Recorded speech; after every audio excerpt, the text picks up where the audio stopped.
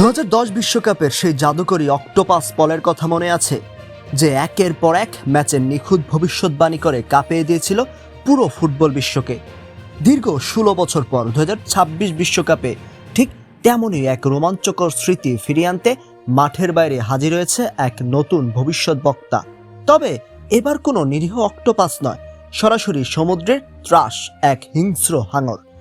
আর বিশ্বকাপের মহাযুদ্ধ শুরু হওয়ার আগেই এই হাঙরের একটি ভবিষ্যৎবাণী নিয়ে তোলপাড় শুরু হয়েছে ফুটবল দুনিয়ায়। ব্রাজিলের রিও ডি জেনেইরো একুয়ারিয়ামের এই বিশেষ হাঙরটির নাম রিতিনিয়া। সমুদ্রের এই শিকারী এবার নাম লিখিয়েছে ফুটবল জ্যোতিষী হিসেবে। সম্প্রতি একুয়ারিয়াম কর্তৃপক্ষ বিশ্বকাপের উত্তেজনা বাড়িয়ে দিতে এক অভিনব মক টেস্টের আয়োজন করে, যেখানে রিতিনিয়ার সামনে ঝুলিয়ে দেওয়া হয়েছিল আগামী 13 জুন অনুষ্ঠিত হতে যাওয়া ব্রাজিল বনাম মরক্কো ম্যাচের দুই দলের প্রতীক সংবলিত দুটি ভিন্ন বিকল্প। এখানে উপস্থিত দর্শকদের শ্বাসরুদ্ধকর অপেক্ষার অবসান ঘটিয়ে রিতিনিয়া সাঁতরে গিয়ে বেছে নেয় ব্রাজিলের প্রতীক। একুয়ারিয়াম কর্তৃপক্ষের দাবি, এটি কেবল কোনো কাকতালীয় ঘটনা নয়, বরং প্রথম ম্যাচে সেলেসাওদের দাপটে জয়ের এক অকাট্য ইঙ্গিত।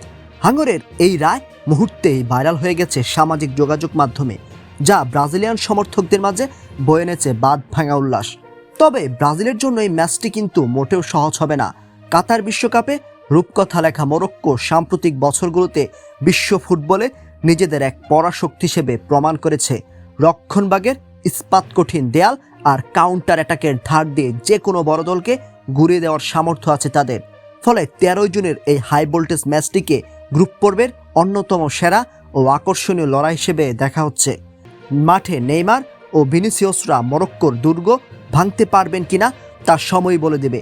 তবে মাঠের লড়াইয়ের আগেই রিওর একুয়ারিয়ামে রিতিনিয়ার এই ভবিষ্যৎবাণী ব্রাজিলের ফুটবল প্রেমীদের মনে জাগিয়ে তুলেছে আলোড়ন। এখন দেখার বিষয়, 2010 সালে অক্টোপাস পল যেভাবে বিশ্বকে তাক লাগিয়ে দিয়েছিল, 2026-এ এসে হাঙর রিতিনিয়াও সেই একই অবিশ্বাস্য সাফল্যের পুনরাবৃত্তি করতে পারে কিনা।